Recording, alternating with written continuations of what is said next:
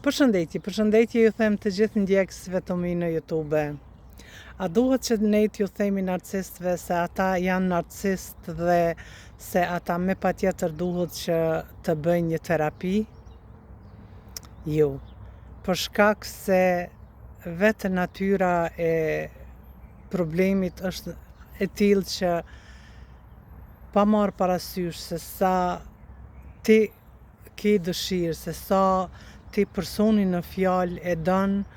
nuk ka mundësi që vetëm pse ti i thua ti je një narcist, ai do të ndryshoj ose do të bëj diçka që edhe nëse ai shkon në terapi dhe nuk e bën për shkakun tënd, aja asnjëherë nuk do të ketë rezultate për shkak se ai e bën në mënyrë sipërfaqësore dhe jo nga vullneti i vet. Dhe mendoj se edhe për t'ju thënë se për shembull ti ose ti je një narciste, vetëm sa do ta vështirësosh jetën tënde dhe për shembull se unë vazhdimisht po dua që njerëzve t'ua bëj me dije se unë nuk e kam me një gjini. Thjesht unë videot e mia i bëj vetëm për viktimat, për njerëzit ata të cilët gjenden brenda narcizmit ose nuk kanë idenë se çka po ndodh me jetën e tyre. Unë mendoj se mund të flas sot e 100 vite për narcizmin, mirë po ti nëse vetë nuk e ke përjetuar dhe nëse nuk ke jetuar me narcistët, do të duken këto disa gjëra jo edhe aq të rëndësishme, jo nuk mund ta marrësh me mend se nëpër çka kalojnë viktimat, njerëzit që janë rritur me ta. Edhe vetë narcistët nuk e dinë se ata e dinë deri dikon se viktimen e kanë në dorë dhe manipulojnë, luajnë me te dhe mirë po nuk e dinë se në çfarë mose e kanë shkatruar ose në çfarë presioni psiqik ndodhet personi në fjalë. Do ta krahasoja për shembull me një bretkocë e cila për shembull nëse e hedhim në ujë të nxehtë, ajo do të kërcej menjëherë dhe do të dalë nga aty, sepse bretkoca, siç dihet, ato edhe mund të kërcejnë. Mirë po nëse një bretkocë ne e vendosim në ujë të, do thoja që nuk është shumë i nxehtë, që është normal, ajo do të qëndroj dhe në ujë të vakët, si themi ne, ajo do të qëndroj aty dhe do të ndihet mirë. Ashtu ndodh edhe me viktimen e narcizmit. Në fillim uji është i vakët, ajo ndihet mirë dhe mirë po kur ajo ndodhet aty brenda, nëse për shembull ne fillojmë vazhdimisht nga një gjysmë grade ja shtojmë temperaturën ngadalë, ajo nuk do ta vrej se sa nxehtë e ka ujin derisa dikun do të filloj t'i piqet ajo pjesa e trupit e cila është dhe ajo nuk kërcen për shkak se i ka humbur ajo ndjenja e rrezikut se çka është duke ndodhur me te. Ashtu është edhe me njerëzit. Andaj unë them që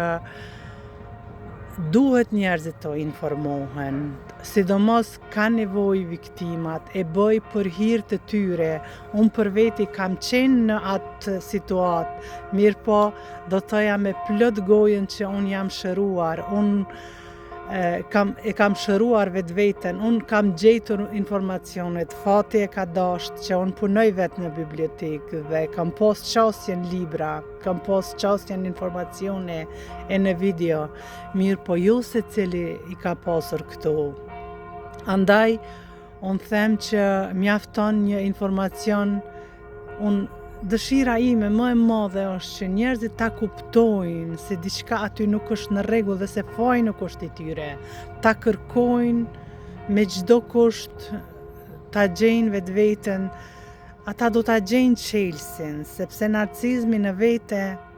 është, do të thoja, një diçka që vepron në krejt botën dhe specialistat më të mëdhenj në botë nuk po dinë me dhënë përgjigje pse njëjtë vepron një narcist në Kanada, njëherë vepron vetëm viktima, emri ju ndryshon, metodat e manipulimit janë të njëjta. Unë e kam dëgjuar dhe e dëgjoj një femër e cila bën video në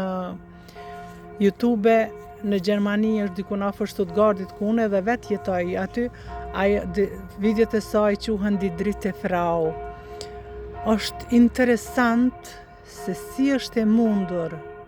gratë thirren tek psikologja dhe tregojnë hallin e vet se si ka kaluar me narcistët në jetën e vet, dhe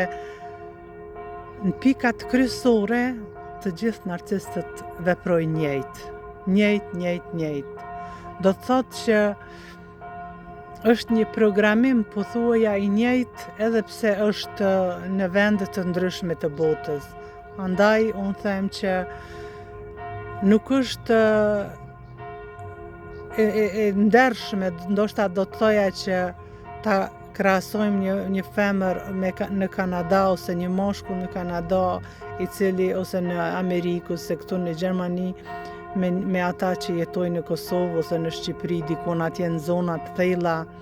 dhe e kanë personin në familje. Ata mundësit i kanë shumë më të vogla se sa ne që jetojmë për shembull në shtetet ku ka demokraci, ku edhe smundjet edhe çrregullimet kanë një emër. Mirë, po sot është kur po jetojmë në kohën e digitalizimit, nuk është edhe e vështirë për me gjetë informacione. Mjafton të kesh internet, të shkosh në YouTube, të gjurmosh për problemin, dhe kjo është e tëra. Ti do të vish në një pikë që do ta dish veten se me çka ke të bësh, a është problemi tek ti apo tek personi tjetër, se nuk dua të marr gjini. Për shembull, sado që ne e duam nënën, sado që ne i duam motrat, vëllezërit, kur aty brenda ka vetëm toksicitet, kur aty brenda njëri është i cili komplet strukturën e familjes e kthen përmbys, aty dihet se diçka nuk është në rregull dhe nuk duhet heshtur. Për shembull, nuk duhet të mbyllur syt para kësaj dikurie, sepse është shkatërruese. Dihet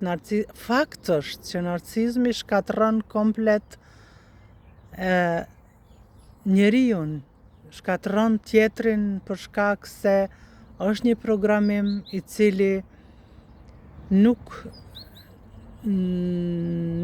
ka një diagnozë e cila një metodë me cilën mund ta largojë njeriu. Mirë, po nëse ne për shembull kur bëhet fjala për nënën, njerëzit më të ndjeshëm që i kemi nga të zemrës, do të thoja. Mirë, po ekziston edhe ajo mundësia, do të thoja, që ti dim disa gjëra. Për shembull, kur është nëna, atëherë ne mundemi të zvoglojmë kontaktin. Nuk është e thënë për shembull që ne aty të jemi 24 orë dhe të shpalosim komplet çdo plan, çdo ide tonë, çdo gjë që ne kemi ose kemi arritur ose kemi bërë, sepse shumica e informacioneve që ty të kërkohen, se dihet se narcistët kërkojnë informacion, duan energji, duan vëmendje. Ata në fillim do të shtiren sikur janë në anën tënde, do të thotë për shembull, bia ime më vije keq se kështu ose ashtu, dhe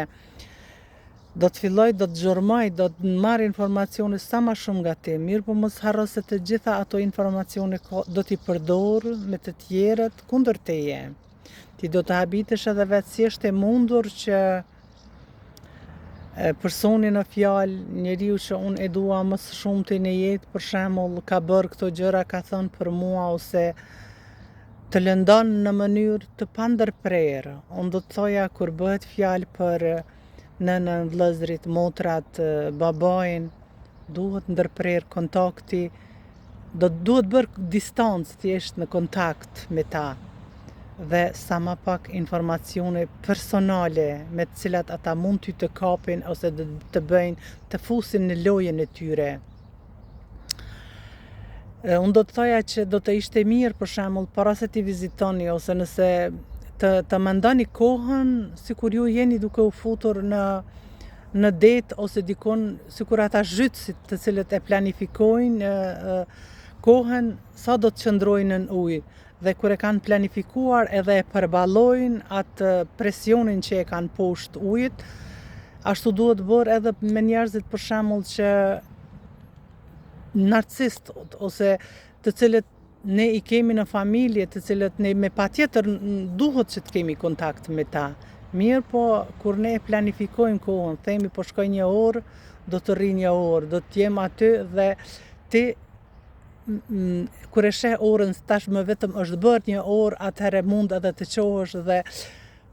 nëse e lejon vetveten, sepse ata do të bëjnë gjithçka që ti sa më shumë, sa më gjatë të mbajnë ty të bllokuar aty që ti mos që ti të shërbesh aty për momentin, ata janë në elementin e tyre, do të thoja dhe ndihen fort mirë. Dhe e vetmja mënyrë është kjo që ta mendosh vazhdimisht se njeriu që ke përballë, sado që ti e do, sado që është njeri i zemrës tënde, ti duhet ta dish se ai e ka atë defekt dhe do të dëmtoj ty fundja fundit dhe ideja për t'i thënë për shembull se ti je një narcist nuk është as pak e mençur për shkak se ti nuk arrin asgjë. Ti vetëm se do ta shtos stresin dhe do të përballesh me atë që quhet zemrimi narcist, që nuk ka të bëjë me zemrimin normal, për shembull, i cili do të qesh ose do të thotë jo nuk jam ose ku diun në një farë mënyre, mirë po ti do të përballesh me diçka që do të pendohesh pastaj dhe çka ke arritur ashtu kështu nuk ndryshon asgjë dhe unë thash se edhe nëse për shembull dikush thotë se ti duhet të bësh një terapi ose të mundohesh nëse është prindi për shembull t'ja bësh me dije, ti asnjëherë nuk do të arrish asgjë për shkak se nëse diçka nuk vije nga vetvetja, nëse nuk është vullneti i vet për të ndryshuar diçka, ti vetëm se do të lëndohesh edhe më shumë dhe të gjithë ata të cilët mendojnë se mund t'i vëjnë narcistët në presion për të ndryshuar e kanë gabim. Presioni duhet të rritet vetëm ndaj vetvetes që ta kuptoj sa më lehtë, sa më mirë se ekziston ky lloj i njerëzve dhe të gjejnë mënyrën më të mirë për të komunikuar me ta. Unë për vete e thash edhe në një video në disa pika i përdora se si mund të jetojmë me narcistët. Mirë po, njëra më ka shkruar dhe më ka në Messenger dhe më ka thënë se si është e mundën Azmia, askush nuk thotë që këto pika se si të jetoj me narcistët kurse ti po i thua, sepse shumica e njerëzve që japin video ekspert thonë që sa më largt dhe no kontakt ose të largohesh. Kjo nuk është se unë e kam shpikur, unë ju thash edhe aty në video se unë e kam dëgjuar një narcist që thotë se jam i shëruar, edhe ai vetë tha në fillim, tha që nuk është e mundur një lidhje shëndosh për shkak se narcistët nuk duan dashuri, nuk është se ata,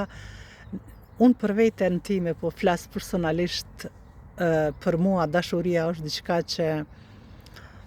njerëzit do t'i bënte të bënin gjithçka për ty dhe dashuri do të thosh të jesh lojal, të kesh dëmshuri për tjetrin, ta ndihesh tjetrin edhe kur ai nuk është mirë dhe të jesh për tjetrin një garancë që ai mund të mbështetet tek ti dhe mirë po kjo nuk ka vlerë tek narcistët. Narcistët nuk duan, kjo do të ishte një prrall po t'i thoja këto fjalë për shembull tek narcistët sepse ata nuk kanë çka të bëjnë me atë. Ti thua të dua për shembull, po çka është kjo thotë fakte ose punë ose ata duan që ti të jesh lojal ndaj tyre, duan që ti asnjëherë mos ta vësh në pikpyetje atë çka ata e bëjnë, të besosh verbërisht dhe të jesh të përdorim për të jesh aktive për ti mbështetur, për t'i mirë, po kjo do të thoja se është sikur një, e kam thënë edhe në një video tjetër, ku është si një gotë e cila e ka një vrim, ti mund të hedhë sa të duash, ta rrjedh jashtë dhe asnjëherë nuk do të mbushet. Dhe për atë edhe them, secili duhet ta vendos vet. Unë nuk jam ajo e cila, për shembull, ju thot njerëzve bëje këtë se duhet patjetër ta bësh që të jesh e lumtur me narcistet. Jo, ajo është një sfidë, secili duhet ta di që mirë, po unë e thash vetëm atë që ka vetë doli nga goja e një narcisti, kur njëra në publik i tha, unë nuk kam mundësi sepse me të vërtet e dua partnerin tim, e di që është toksik, e di që është narcist, e di që ne kemi, tha, 2 djemë të moshës e mitur, dhe e di se do t'jetë një sfidë. Mirë, po unë nga ti, i tha, dua vetëm disa fjalë që të më ndihmosh se si ta kem më lehtë. Dhe unë i përmenda ato pika tek video e kaluar, si të jetoj me narcistët.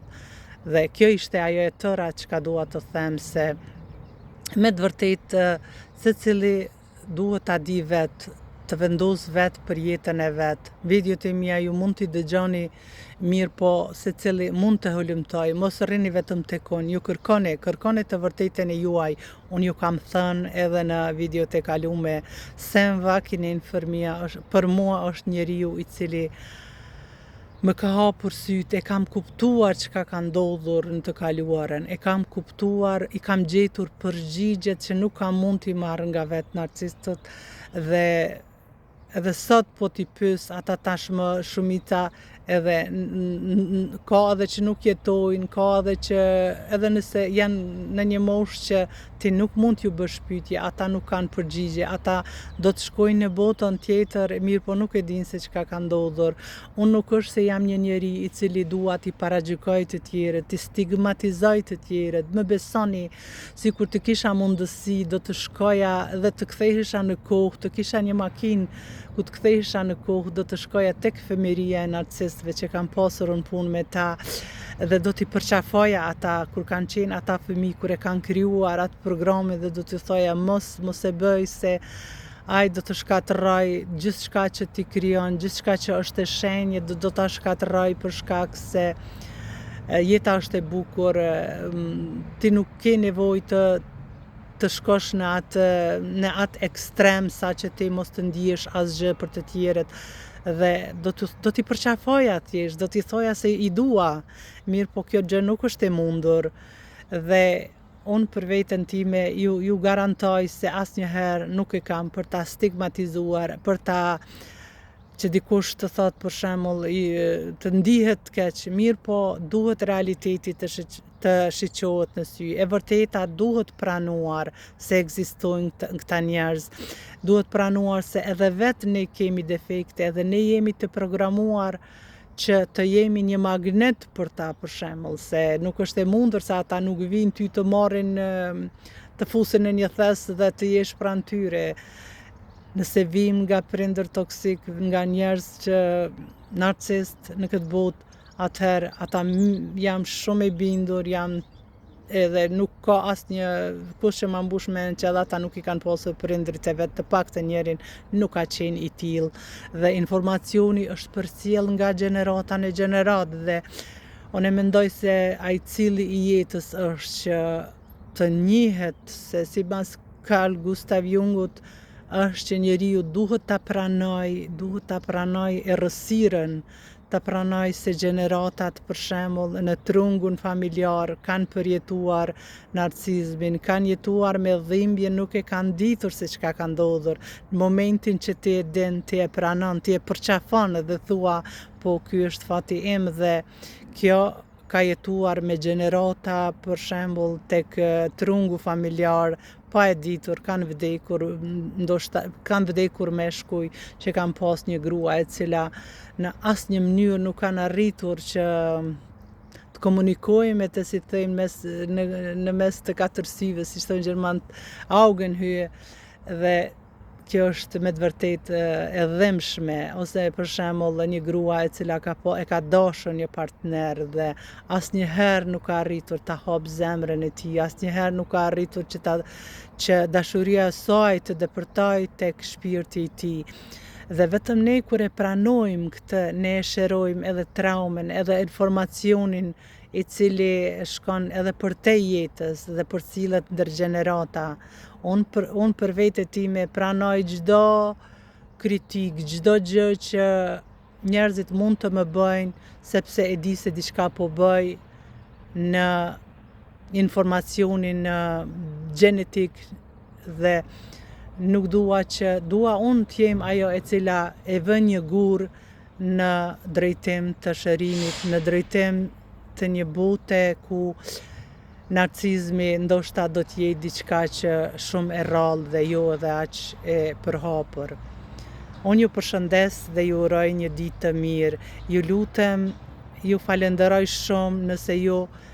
e bëni like videot e mia dhe i shpërndani, jo për mua, unë po të doja vetë, unë do dilja në TikTok, do dilja në Instagram, nuk është se unë dua vëmendje, më besoni, unë kam vëmendje, unë jap vetvetes, shërimi im ka qenë tek